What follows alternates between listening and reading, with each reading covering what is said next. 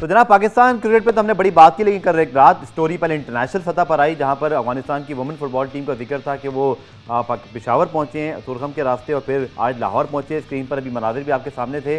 और मामला क्या है, उमैद वसीम डॉन अखबार के फुटबॉल रिपोर्टर, बड़ी इनकी गहरी निगाह होती है पाकिस्तान फुटबॉल पर। लेकिन उमैद, आपकी स्टोरी भी मैंने पढ़ी, एग्जैक्टली मामला है क्या? ये जो टीम है ये कहाँ पर महसूर हो गई थी अफगानिस्तान में, और फिर इनके पाकिस्तान आने के पीछे ये पूरी कहानी है क्या?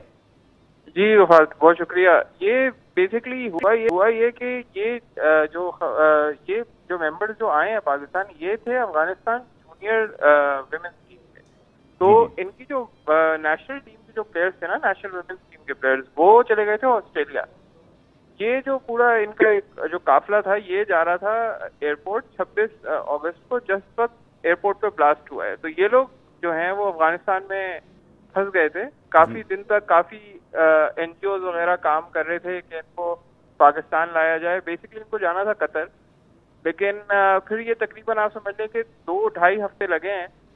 गवर्नमेंट की तरफ से एफर्ट्स हुए, यहाँ पे कुछ एनजीओज हैं वो ब्रिटिश बेस्ड एनजीओज हैं वो इस पे काम कर रहे थे। फिर जो पीएफएफ है यहाँ की, जिसको फीफा नहीं मानती, जो कोर्ट इलेक्टेड पीएफएफ है, उसके नुमाइंदे थे। तो उनकी काविशों की वजह से ये वहां से इवैक्यूएट होकर फिर ये बॉर्डर आए। कल एक बड़ा लंबा प्रोसेस था, तकरीबन सुबह 11 बजे से ये वहाँ तोरखम पहुंचे हुए थे। रात को 11 बजे इनको फाइनली पाकिस्तान में एंट्री मिली है और फिर ये वाया पेशावर लाहौर पहुंचे। तो मैथ वही जो हमारी एक अप्रोच रही है हमेशा अफगानिस्तान के, चाहे पनाह गुज़ीन हो या जब मुश्किल वक्त आए तो पाकिस्तान हमेशा मदद को तैयार होता है। आपको कमर भाई बैठे हैं, इनसे बात करता हूँ कि अफगानिस्तान की तो पूरी क्रिकेट टीम भी यहीं जो है वो परवान चढ़ी है, यहीं सीखे हैं। सो वही हमेशा की तरह एक अच्छा जेस्चर और एटलीस्ट स्पोर्ट्समैन की, चाहे वो फुटबॉल टीम हो या वुमेन हो मेंस हो, पाकिस्तान ने तो हमेशा ही ताउन किया है। जी बिल्कुल।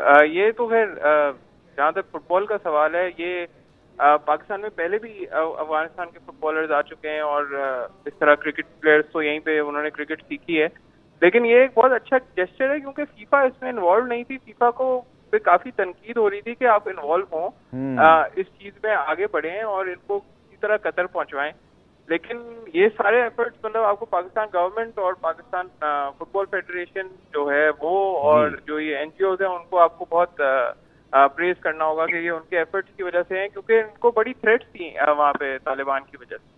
बहुत शुक्रिया आपका उमैद। और हमारी अपनी फुटबॉल चाहे सस्पेंड हो लेकिन हम फिर भी दूसरी टीम की मदद करते हैं। और हमने लास्ट मिनट आपको मेरे पास मौजूद है, तो कमर भाई हमने तो हमेशा ही मदद की है अफगानिस्तान की क्रिकेट टीम की। तो पूरी कहानी हमें पता है कि वो यहीं पर पेशावर में और गिरदोनवाब में सीख कर, और अब वो T20 की एक बड़ी अच्छी टीम है। देखिए, मेरे बहुत सख्त रिजर्वेशंस और तहफ़्फ़ुज़ात हैं इस सिलसिले में कि क्या ये अफ़गानिस्तान की फ़ुटबॉल टीम है या क्या ये रेफ्यूजीज़ हैं। तो ये तो वक्त बताएगा।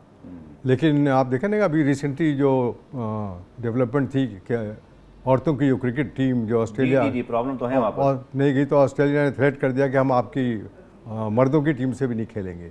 तो इन सब चीज़ों को आपने जैसे कहा ना कि वो जो ऑस्ट्रेलिया का जिक्र की कमर भाई, तो ये जो स्टोरी है मुझे लगता है ये भी वहाँ बड़ी इसको महसूस किया जाएगा, क्योंकि ये टीम वहाँ से खौफ के वजह से यहाँ पहुँची है, अपने अहले खाना समेत, और जान का खौफ था। लेकिन देखते हैं बारह इस मामले का हल क्या निकलता है। इस पर मजीद अपडेट भी आपको आने वाले प्रोग्राम में फराम करते रहेंगे। कमर भाई बहुत बहुत शुक्रिया प्रोग्राम में शिरकत के लिए, और उम्मीद करते हैं कि पाकिस्तान और न्यूजीलैंड के दरमियान जो वनडे सीरीज का आगाज़ होना है बड़ा अच्छा आगाज़ हो पाकिस्तान के लिए। पाकिस्तान को जीत की ज़रूरत है, नई मैनेजमेंट है, नए चेयरमैन है, जीत मिलेगी तो सब कुछ ठीक लगेगा। प्रोग्राम आज देखने का शुक्रिया। कल दोबारा से मुलाकात होगी, तब तक के लिए अल्लाह हाफ़िज़।